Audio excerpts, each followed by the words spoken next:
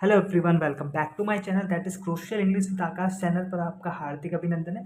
तो गाइस, जैसा कि आप जानते हैं कि हमने लास्ट वीडियो में लॉजी से regarding top most repeated questions को किया था, जो कि आपके सीजीएल, सीएचएसएल एंड स्टेनो के एग्जाम्स के लिए बेहद ज़्यादा इंपॉर्टेंट होते हैं।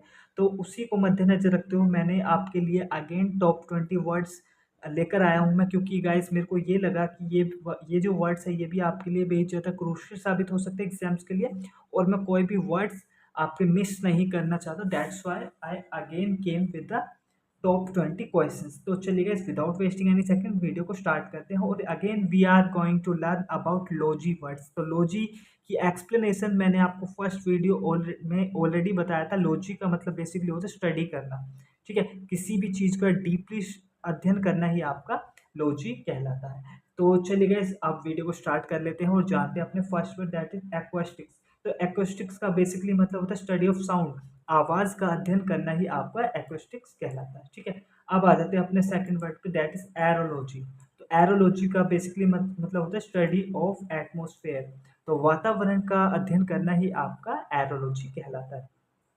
अब अपने थर्ड वर्ड पे आते हैं दैट इज एपियोलॉजी। तो एपियोलॉजी का मतलब होता है स्टडी ऑफ बीज, मतलब मधुमक्खियों का अध्ययन करना आपका एपियोलॉजी के अंतर्गत आता है। ओके गाइस, आई विश कि ये वीडियो आपको अच्छी लग रही होगी और इजीली मेरे द्वारा जो एक्सप्लेन किया जा रहा है आपको अच्छे से समझ भी आ रहा होगा, ठीक है। आप अपने फोर्थ वर्ड पे आते हैं दैट इज आर्कैनोलॉजी, ठीक है। आर्कैनोलॉजी का जो मीनिंग है वो है स्टडी ऑफ स्पाइडर्स। तो स्पाइडर्स को हिंदी में कहते हैं मकड़ियाँ, ठीक है। तो मकड़ी का अध्ययन करना आपका आर्कैनोलॉजी के अंतर्गत आता है। अब come to the next question that is cartography.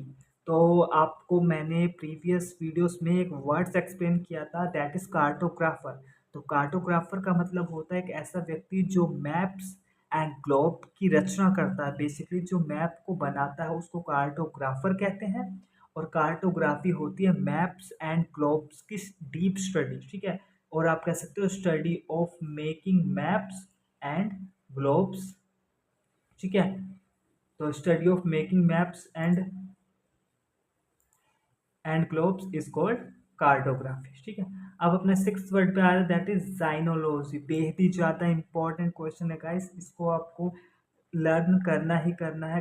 जाइनोलॉजी का मतलब होता है साइंटिफिक स्टडी ऑफ डॉग्स, या फिर आप इसको ऐसे भी कह सकते हो स्टडी ऑफ डॉग्स। डॉग्स का अध्ययन करना ही आपका जाइनोलॉजी के अंतर्गत आता है, ठीक है। अब अपना नेक्स्ट वर्ड है डेंड्रोलॉजी। ये भी बेहद ही ज़्यादा इंपॉर्टेंट क्वेश्चन। डेंड्रोलॉजी का मतलब है स्टडी ऑफ ट्रीज। पेड़ों के बारे में अध्ययन करना ही आपका डेंड्रोलॉजी कहलाता है, ठीक है। डेंड्रोलॉजी का मतलब होता है स्टडी ऑफ ट्रीज। तो ट्रीज का अध्ययन करना आपका क्या कहलाता है? डेंड्रोलॉजी। अब अपना एट्थ वर्ड है दैट इज डर्मेटोलॉजी। तो डर्मेटोलॉजी का मतलब होता है easy question study of skin. तो त्वचा का अध्ययन करना ही आपका डर्मेटोलॉजी के अंतर्गत आता है। अब अपना नाइन्थवा क्वेश्चन दैट इज डेमोग्राफी। तो डेमोग्राफी का मतलब होता है study of vital and social statics data, जनसांख्यिकी, ठीक है। जनसांख्यिकी, इसका मतलब जन का मतलब लोग, सांख्यिकी मतलब एक डेटा। तो लोगों की जनसंख्या करना का अध्ययन डेमोग्राफी कहलाता है, ठीक है ना। जैसे जनसंख्या आप जानते हो कि 10 ईयर्स में 1 टाइम की जाती है। तो यह डेमोग्राफी का मतलब होता है जनसांख्यिकी, लोगों की गणना करना। अब आ जाते हैं अपने 10th वर्ड पे। मैं इसको थोड़ा सा स्क्रॉल कर लेता हूँ। जो अपना 10th वर्ड है दैट इज हिमेटोलॉजी। तो हिमेटोलॉजी का मतलब स्टडी ऑफ ब्लड। तो ब्लड का अध्ययन करना ही, रक्त का अध्ययन करना ही आपका हिमेटोलॉजी कहलाता है। 11वां वर्ड है अपना हीलियोलॉजी। तो हीलियोलॉजी का मतलब स्टडी ऑफ सन। सूरज का अध्ययन करना ही आपका हीलियोलॉजी कहलाता है, ठीक है। मोस्ट इंपोर्टेंट क्वेश्चन है, हीलियोलॉजी का मतलब सन का अध्ययन करना ही आपका हीलियोलॉजी कहलाता है। अब जो 12th वर्ड है बेहद ज़्यादा इंपॉर्टेंट क्वेश्चन है आपका, लॉजी के लिए भी आपका इंपॉर्टेंट वर्ड है और ये स्पेलिंग्स में भी बेहद ही ज़्यादा बार पूछा जाता है, लेक्सिकोग्राफी। तो लेक्सिकोग्राफी का मैं पहले आपको बताया था। लेक्सिकोग्राफी का मतलब होता है स्टडी ऑफ कंपाइलिंग डिक्शनरी।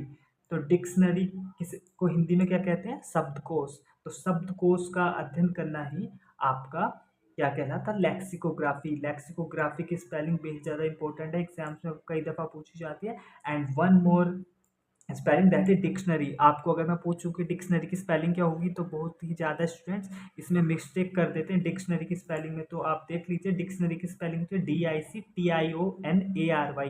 तो डिक्शनरी की स्पेलिंग एंड लेक्सिकोग्राफी की स्पेलिंग मोस्ट इंपॉर्टेंट रहती है एग्जाम्स की दृष्टि के लिए।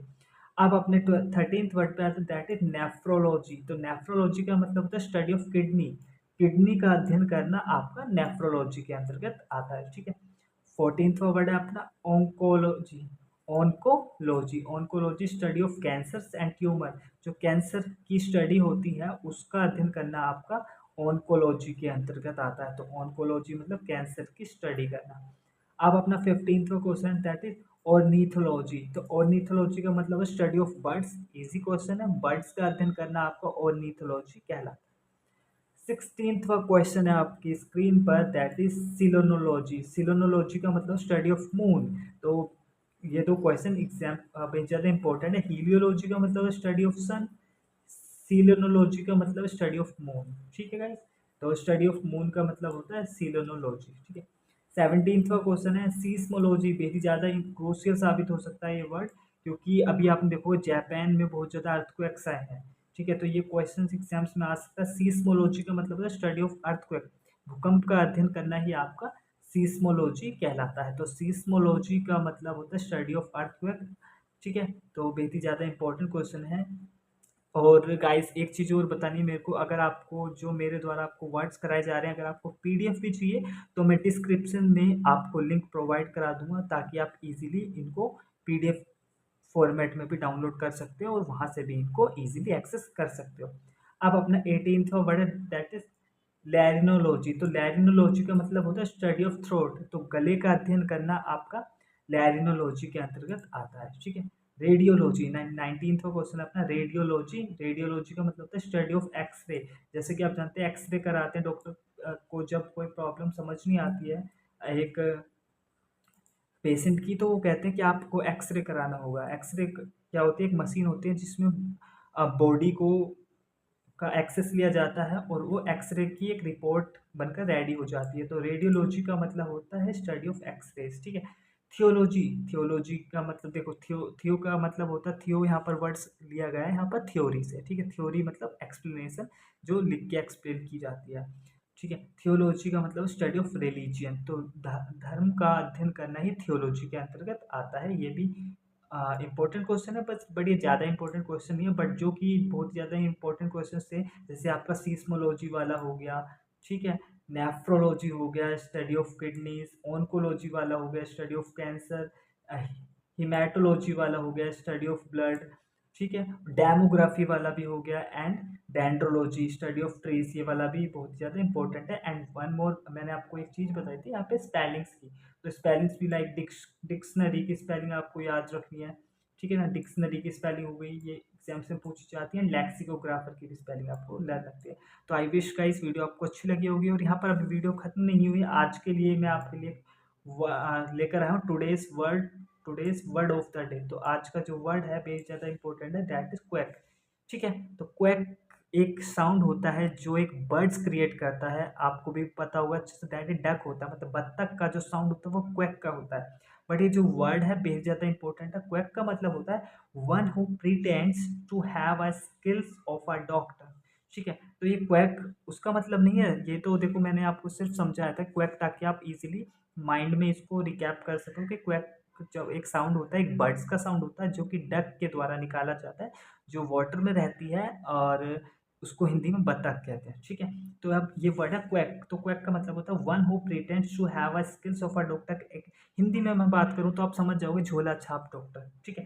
क्वैक को हिंदी में कहते हैं झोला छाप डॉक्टर। एक ऐसा डॉक्टर जो ऐसा प्रिटेंड करता है अपने आप को कि उसके पास बेहद ज़्यादा अच्छी नॉलेज है, वो अच्छा खासा स्किल्ड है इन डॉक्टर की फील्ड में, बट ऐसा नहीं होता, वो झोला छाप होता है, ठीक है। अब आई विश का इस वीडियो आपको अच्छी लगी होगी, और वीडियो अच्छी लगी हो, मेरे द्वारा एक्सप्लेन किए गए वर्ड्स अगर आपको समझ में आए हो तो प्लीज़ वीडियो को ज़्यादा से ज़्यादा शेयर करें अपने फ्रेंड सर्कल में, और वीडियो को लाइक किए बिना कोई नहीं जाएगा। Thank you everyone.